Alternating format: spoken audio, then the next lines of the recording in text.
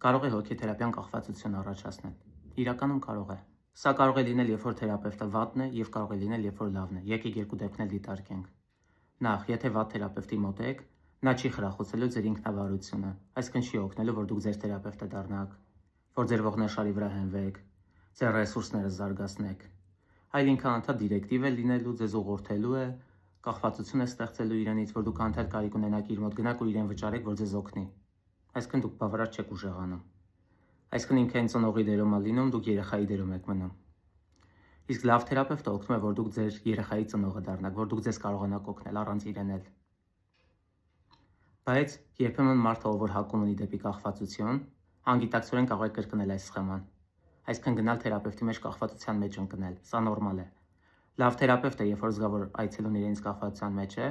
աստիճանաբար պետք է նպաստի, որ իր ռեսուրսներն ակտիվացնի եւ ուժեղացվի։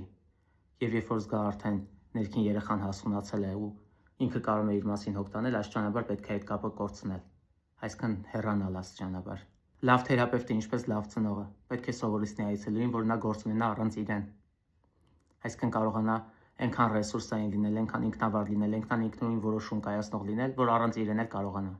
Ձեզ բոլորից ցանկանում եմ լավ թերապևտ գտնեք ձեզ համար, թերապիայի համար կարող եք դիմել։